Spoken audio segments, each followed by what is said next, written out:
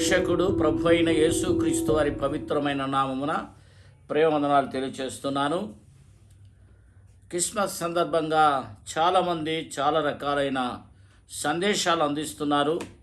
దైవ గ్రంథమైన బైబిల్ తెలియచేసే సందేశాన్ని మీకు నేను అందించాలన్న ఆశతో దేవుడు నాకు ఇచ్చిన ప్రేరేపణను బట్టి నేను ఈ రాత్రి జాములో కొన్ని లేఖనాలు మత్తయి సువార్త 1వ అధ్యాయం 18 నుండి కొన్ని వచనాలు మనం చదువుకుందాం. యేసుక్రీస్తు జనన విధానం ఎట్లనగా, ఆయన తల్లి అయిన మరియా యేసేపునకు ప్రదానము చేయబడిన తర్వాత వారి ఏకము కాకమునుపు ఆమె పరిశుద్ధ ఆత్మ వలన గర్భవతిగా ఉండెను. ఆమె భర్త అయిన యేసేపు నీతిమంతుడై ఉండెను. ఆమె అవమానపరచనొల్లక రహస్యముగా ఆమెను విడనాడ ఉద్దేశించెను. అతడు ఆ సంగతులను గూర్చి ఆలోచించుచుండగా, ఇదిగో ప్రభుదూత స్వప్నమందు అతనికి ప్రత్యక్షమై, దావీదు కుమారుడమైన యేసేపు, నీ భార్య అయిన మరియను చేర్చుకొనుటకు భయపడకుము. ఆమె గర్భము ధరించి పరిశుద్ధాత్మ వలన కలిగినది. ఆమె ఒక కుమారుని కనును. తన ప్రజలు వారి పాపముల నుండి ఆయనే రక్షించును గనక ఆయనకు యేసును పేరు పెట్టబడెను. ఇదిగో కన్యక గర్భవతి కుమారుని కనెను. ఆయనకు ఇమ్మానుయేలను పేరు పెట్టుదురు అని ప్రభువు తన ప్రవక్తల ద్వారా పలికించిన మాట నెరవేరనట్లు ఇదంతయు జరిగెను. ఇమ్మానుయేలను పేరునకు భాషాంతరమందు దేవుడు మనకు తోడై ఉన్నాడని అర్థము. యేసేపు నిద్ర మేలుకొని ప్రభుదూత తనకు ఆజ్ఞాపించిన ప్రకారము చేసి తన భార్యను చేర్చుకొనెను. ఆమె కుమారుని కనెను వరకు ఆమెను ఎరుగకుండెను. అతడు ఆ కుమారునికి యేసును పేరు పెట్టెను. దేవుడు తన పరిశుద్ధ లేఖనాలను దీవించునుగాక. ప్రియ సోదరులారా, సమస్త ప్రజలారా, మీకు తెలియచేస్తున్నది ఏమనగా, దైవ గ్రంథమైన బైబిల్ తెలియచేస్తుంది. ఏమని తెలియచేస్తుంది? యేసు క్రీస్తు ఈ లోకానికి రావడానికి ముందుగా ఆయన ఉన్నవాడు.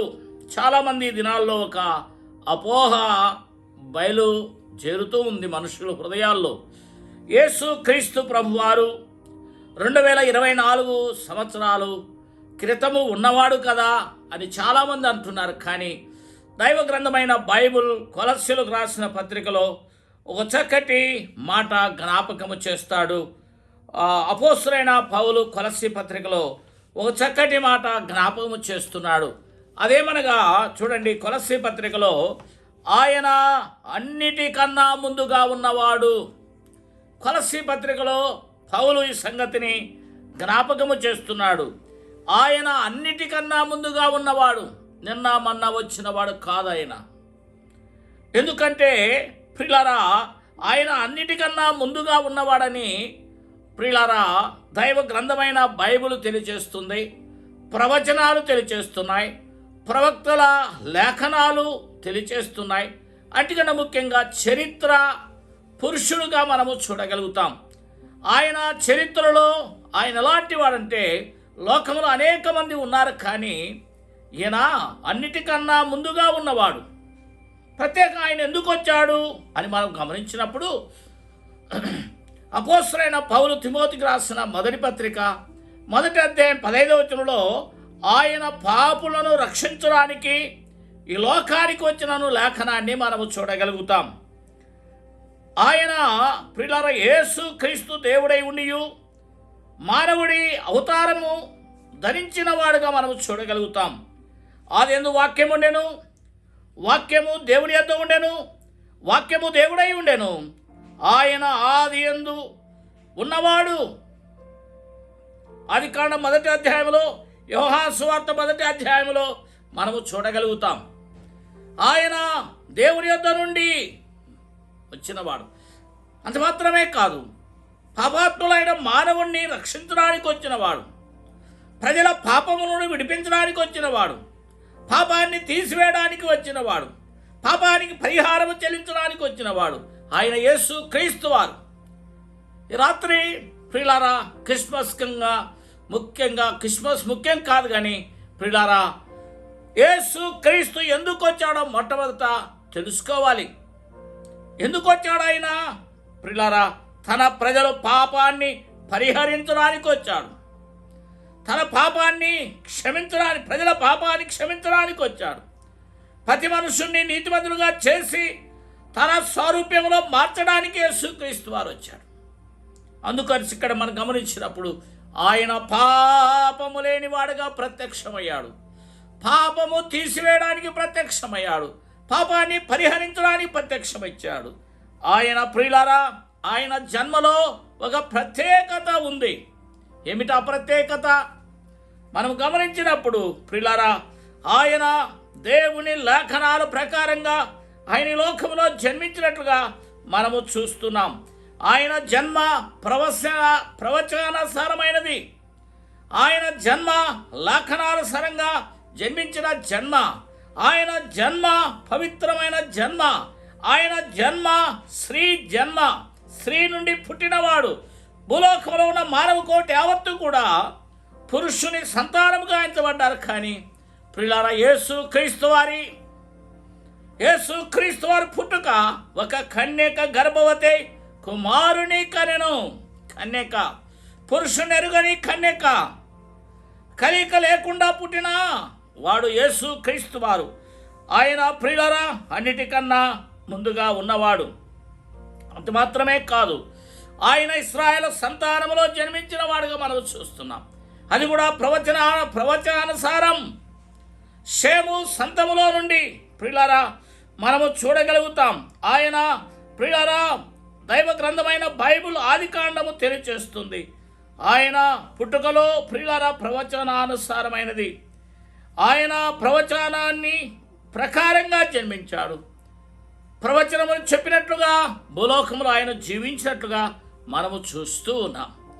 అంత మాత్రమే కాదు, లోకంలో ప్రియులారా ఆయన జన్మించినప్పుడు నక్షత్రము ప్రియులారా ఆయన లోకానికి ప్రియులారా పరిచయం చేసింది. యేసు క్రీస్తు లోకరక్షకుడు పుట్టాడని గొల్లలకు ప్రకటన చేశాడు. అంత మాత్రమే కాదు, ఆ నక్షత్రం ప్రియులారా దేవదూతలు ప్రియులారా ఆయన పుట్టుకను ప్రచురము చేసినట్టుగా మనం చూడగలుగుతున్నాం.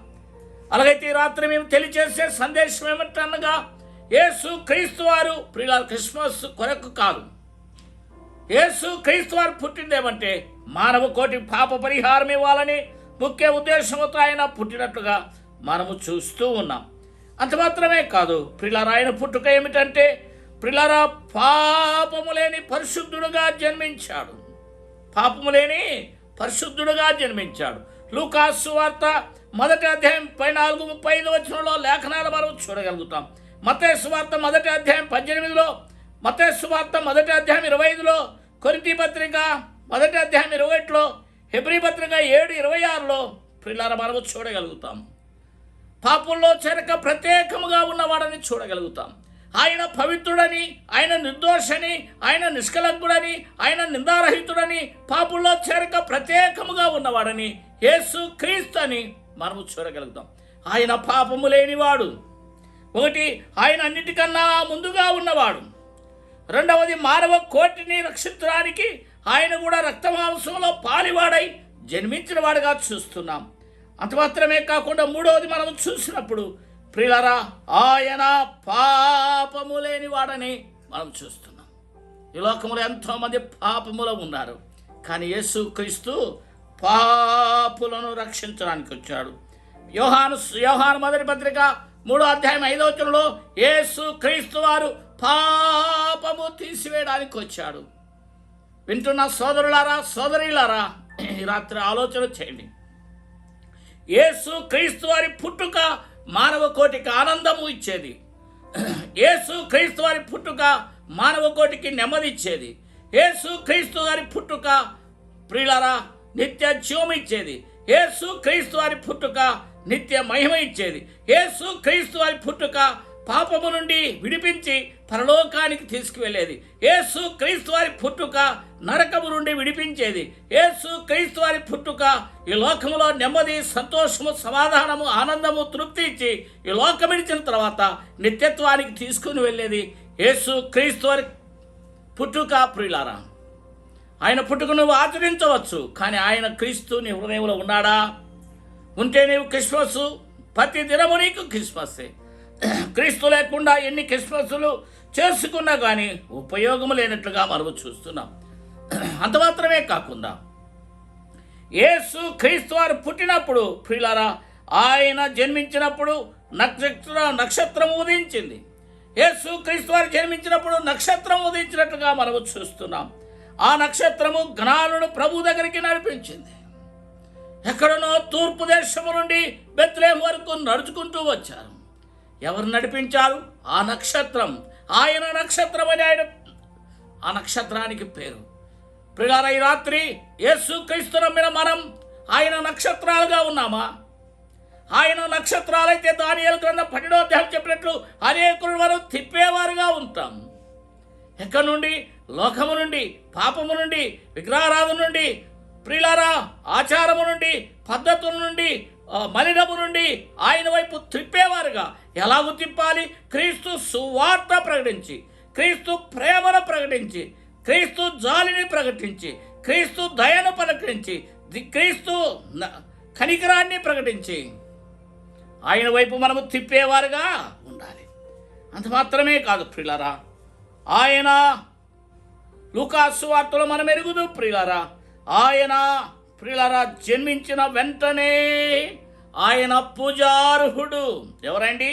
ఆయన పూజించడానికి వచ్చారు. ఎవరు? ఆ నక్షత్రములు చూసిన జ్ఞానులు. అంటే ఈ లోకంలో పూజార్హుడు ఎవరంటే యేసు క్రీస్తు ఒక్కడే. కారణం, పాపము లేనివాడు పూజార్హుడు, పాపి కొరకు ప్రాణం పెట్టినవాడు పూజార్హుడు, పాపి కొరకు సమాధి చేయబడిన వాడు పూజార్హుడు. అంత మాత్రమే కాకుండా చావును సమాధిని జయించి భూమి మీద అనేక మంది కనబడి పరలోకానికి వెళ్ళిన వాడు పూజార్హుడు. అలాగైతే యేసు క్రీస్తు వారు ప్రియులారా పుట్టుకతోనే ఆయన పూజార్హుడని మనము చూడగలుగుతున్నాం. అంత మాత్రమే కాకుండా ప్రియులారా యేసు క్రీస్తు జన్మను బట్టి ప్రపంచము 2 ముక్కలు చేయబడతాయి. దీన్ని బట్టి యేసు క్రీస్తు జన్మించడం ద్వారా క్రీస్తు శకం, క్రీస్తు పూర్వము. యేసు క్రీస్తు వారు ప్రియులారా చరిత్రను ప్రియులారా 2 ముక్కలు చేసిన వాడు యేసు క్రీస్తు వారు. ఆయన సర్వాధికారి, ఆయన సర్వశక్తి సంపన్నుడు, దయాదాక్షిణ్యపుడు. ఈ రాత్రి ప్రియులారా సోదరులారా సోదరులారా నేను తెలియచే సందేశమనగా యేసు క్రీస్తు లోకానికి వచ్చాడు. చాలామంది అనుకుంటున్నారు ఆయన నిన్నామన్నటి దేవుడు అని. కానీ కొలస్సీ పత్రిక 1వ అధ్యాయంలో తేటగా అన్నాడు, ఆయన అన్నిటికన్నా ముందుగా ఉన్నవాడు. అన్నిటికన్నా అంటే ప్రియులారా భూమి రవంతు కూడా కలువక ముందుగానే ఉన్నవాడు. అది కన్నా 1వ అధ్యాయంలో ఆ సృష్టికర్త యేసు క్రీస్తు అని తెలియచేస్తుంది. అంత మాత్రమే కాకుండా ఆయన మానవుని రక్షించడానికి మానవ అవతారము ఎత్తి వచ్చినవాడు. ఆయన ప్రియులారా అలాగే వచ్చినట్లయితే ఆయన కోటి సూర్యుల తేజస్సు గల కాంతి గలవాడు కాబట్టి అలాగూ రాకుండా ఆయన కూడా రక్తమాంసంలో పాలివాడై మానవుని రక్షించడానికి మానవ అవతారము ఎత్తవలసి వచ్చినట్టుగా మనం చూస్తున్నాం. ఆయన మానవ అవతారంగా వచ్చాడు. కానీ మానవులు ప్రియులారా ఎలాంటి వారంటే తల్లిదండ్రుల కలయిక ద్వారా మానవుడు జన్మించాడు. కానీ యేసు క్రీస్తు వారు స్త్రీ సంతానం. ఏ సంతానం అండి? స్త్రీ సంతానం అనగా పురుషుని సహాయం లేకుండా జన్మించిన వాడు. ఆయన పాపము లేనివాడు. ఆయన పుట్టినప్పుడు నక్షత్రం ఉదయించింది. ఆయన శిశువుగా ఉండగానే తూర్పు దేశపు జ్ఞానులు వచ్చి ఆయన పూజించినట్లుగా మనము చూస్తున్నాం. కాబట్టి యేసు క్రీస్తు పుట్టుక ద్వారా ప్రపంచము 2 ప్రియులారా, ఆయన క్రీస్తు పూర్వము, క్రీస్తు శకం. అలాగైతే ప్రియులారా సోదరులారా సోదరులారా ఈ రాత్రి నేను ముగిస్తున్నాను. యేసు క్రీస్తు నమ్ముకొనుట ద్వారా మానవునికి పాప పరిహారము దొరుకుతుంది. యేసు క్రీస్తు నమ్ముకొనుట ద్వారా సంతోషము సమాధానము దొరుకుతుంది. యేసు క్రీస్తు నమ్ముకొనుట ద్వారా నరకము తప్పించబడి మోక్ష రాజ్యములో చేరుకోగలుగుతాం. ఈ చిన్న సందేశాన్ని విని మీ ఆత్మీయమైన మేలు పొందాలని రక్షించబడిన వారు నక్షత్రాల వలె జీవించాలని, రక్షణ లేని వారు ప్రభు పాద దగ్గర యేసు ప్రభు నేను పాపిని, నా పాపాలు క్షమించు, ఈ లోకం విడిస్తే పరలోకము నాకు దయచేయమని ప్రియులారా ఎవరైతే ప్రార్థన చేస్తారో, చిన్న ప్రార్థన సూక్ష్మలో మోక్షం అంటారు కాబట్టి ఆ చిన్న ప్రార్థన ఎవరైతే చేస్తారో యేసు రక్తము ప్రతి పాపమును కడిగి పవిత్రులుగా చేసి ఆయన కుమారుడుగా ఆయన కుమార్తెలుగా చేసుకుంటుంది.